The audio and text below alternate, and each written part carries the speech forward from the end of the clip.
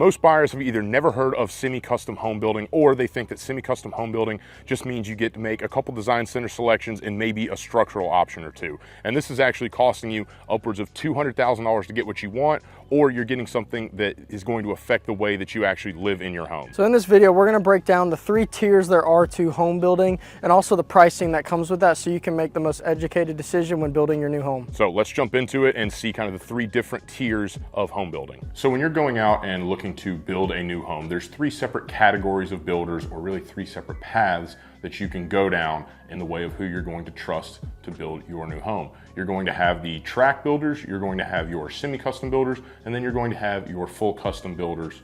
So Tyler can tell us a little bit about the track builders. Track builders is going to be your easiest and most common option you see throughout the country. You're going to have big nationals. They come in, they build an easy product at an appealing price point to first-time home buyers or people that just aren't looking for a ton of option. They want the simplicity, they want the low risk that comes with purchasing a home that's pretty much already decided for them. With those track builders, you're typically going to have smaller floor plans, no options, if at all, small options like paint colors and trim and tiles, small colors like that you can't really change. You have a small selection of maybe 4 or 5 colors to pick from, if that. The track builders are really just trying to get houses on the ground that are easy move-in ready homes. That's the thing that's appealing to those track builders. And along with the price point, like I said, the price point's going to be a little bit lower and it's going to be more readily available. Quick move-in. So if you're looking for that quick move-in, no choices, track builders works for some people. It doesn't work for everybody, but it is a low risk option that some people love. Now let's jump in and do a deep dive on what semi-custom home building really should mean and what you should look for in a semi-custom builder. So let's talk about what a true semi-custom home building experience is, how it starts, and what it looks like for you as the consumer. That's something we specialize in here at SR Homes. The semi-custom is really something we want to deep dive into and start from the beginning with how the process works and what you should expect from honestly any semi-custom builder, but especially here at SR, how our processes work. It's all going to start when a potential buyer comes in to our sales team and says, hey, I'm interested in this community, in this area. This is kind of X, Y, and Z, what I'm looking for. How can you guys make this work for me? So then the sales team will then reach out to the construction team and say, hey, we have a client, they're interested in X, Y, and Z. How can we make this work best for them? That's the biggest thing in semi-custom that you don't get with those track builders, is something that really works best for you. It is a buyer-specific scenario. So we're going to start with a lot walk. That is the biggest, most important thing we beat here at SR is lot walks. Get out on the field with the builder, find a lot that works for you, for your needs. Say you want a pool, you want to specialize a large backyard, you have pets, you want to fence it in, you want a flat yard, you want some topo. It all starts with what you want in a lot walk. So that's where we're going to start this entire experience. So after you complete the lot walk, you've selected a lot, you've selected your floor plan, you have an idea how those will live together, then you're going to have the opportunity to come in and, as I mentioned before, do your redlining. So the way that we do a redline here at SR is you would pay a $5,000 refundable at contract fee to have our architect go through, redraw the plans to your specifications. A couple of the examples that I mentioned earlier. So let's say you wanted to take this deck that is over here to my left, you wanted to run it the entire width of the home so that you've got a big outdoor living area, maybe put in a sliding glass door, etc. That's gonna be something, obviously we would have to go out, we would get redrawn, and then we would come back to you for your approval. Let's say that your breakfast area in the kitchen is a little bit smaller than you would like, but there's a covered patio off of it. We can go through, we can frame that out, we can finish that space, and then do your deck off the back of that. Or let's just say you want to take your master suite and really make it a master retreat. You want to bump the walls out so you've got a larger sitting area. Anything that's not going to be offered in our suite of structural options, you're going to go through, you're going to get those plans back, and you're going to get the price back. So there's no bait and switch. You see exactly how much you're going to be paying for the redlined options that you have selected. And then after those are agreed upon, you're going to sign and go under contract. You would get that $5,000 refunded to you in the form of a credit towards your initial 5% payment to reserve the lot and to get the construction of the home started. And then you're going to be passed off to the design center.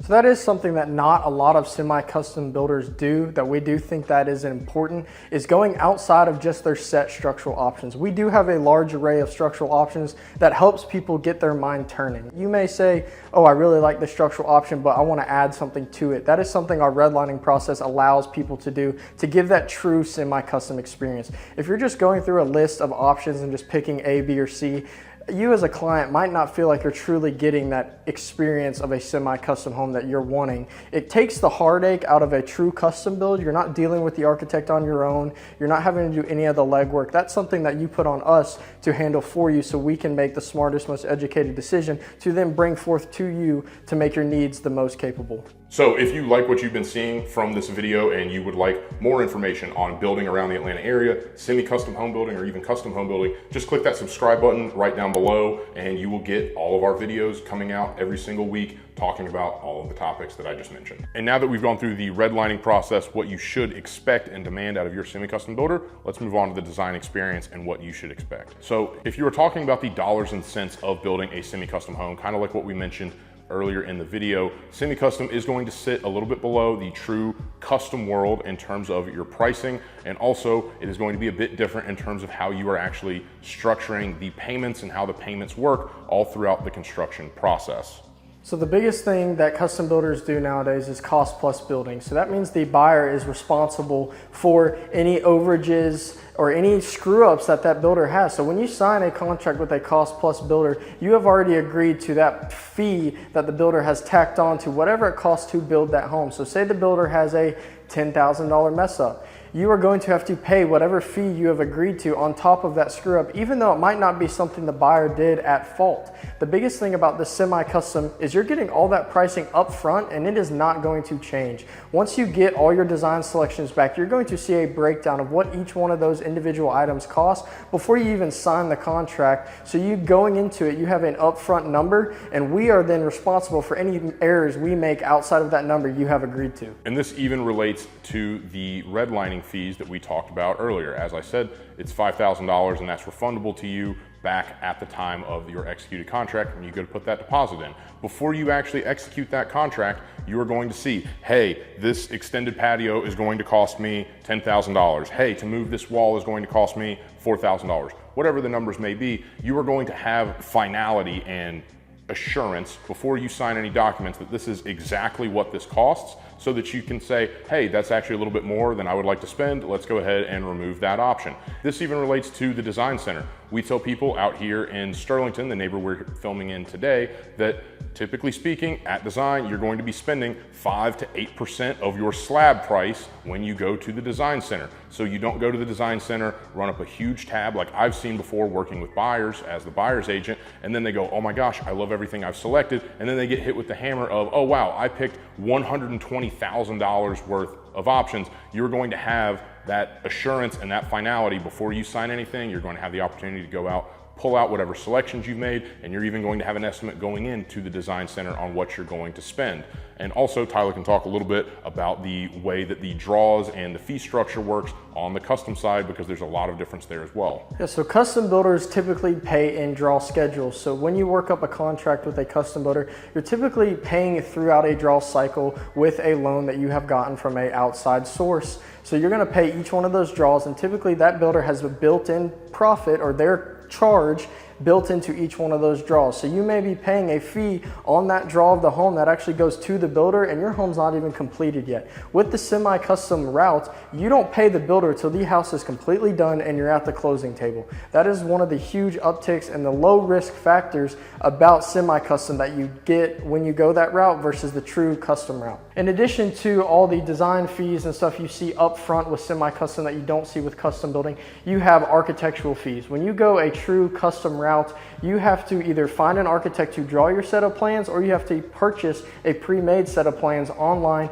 That can cost you anywhere from $1,200 for a PDF copy online, all the way up to sitting down with a local custom architect, and that can run you $15,000, $20,000, $30,000 for a set of plans, depending on the size of your house. That's something you don't run into when it comes to semi-custom. You get pre-curated plans, like Dallas said earlier, that are known in the market, that people are looking for, that you can then pay that small $5,000 redline fee and actually get exactly what you want out of that plan without having to spend $15,000, $20,000 on a brand new set of plans, and the time it takes to draw them. Architects are busy, they take time, they take months. They can be a 6-month to a year process of just pre-construction to get to that custom build, versus on a semi-custom side, it takes the headache out of going through that entire process and the cost, and you still get 90 to 95% of exactly what you want in your home. So we've talked a lot about the pros of building a semi-custom home, but let's jump in and talk a little bit about who semi-custom building is not for. So now that we've talked about all the points and the pluses and the comparison of the semi-custom, custom, and track building, let's talk about, like Dallas said, who the semi-custom is not really for. So on the larger scale side, if you're looking to build a true luxury estate home, 9,000 plus square feet, take 2-3 years to actually just construct that home, you do need to go through a true estate builder and take the time to build a true custom home when it comes to that aspect. Semi-custom may not be for that specific buyer, or if you have a huge family piece of land that you're looking to build on and land is not an issue for you, that is also something that semi-custom is not really for. Most semi-custom builders have land allocated for their product already. So if you have a piece of land and you've already moved on to the construction process, you will be looking at a custom builder to come in and finish that for you. So there are another couple people that semi-custom home building is not for, but on the other end of the spectrum. If you're someone, you don't feel comfortable, you don't have the cash to come out and put the base deposits down on the home or for the option deposits, semi-custom probably not for you. If you're someone that is looking for quick move-in homes, generally speaking, semi-custom is also not going to be for you. A lot of the track builders have a lot more product on the ground at any given moment than semi-custom builders. That being said, here at SR, we do typically keep a few spec homes on the ground that are quick move-in. They've all been professionally designed by Crosby Design Group, who is the same designer that you would work with on a pre-sale, and they have all been optioned up by our purchasing department, so they will have a mixture of structural options in this home that we're in right now. This has a third car bolt-on, which is an option here at Sterlington. And last but certainly not least, who SR homes and semi-custom builders are not for, is people that are really, really tight on time. There is going to be a time commitment on your behalf as the home buyer looking to build a home, that you are going to have to take the time and sit down and figure out, hey, what do we want to do with these plans? How do we live? Hey, we need to go take 6 hours out of our already busy lives to go to the design center, sit down with the designer. There's probably a little bit of prep work on the front end to make sure that you're going in there being most efficient with your time, and also sitting down and going through what all options that you've selected at the design center that you want to include or not include.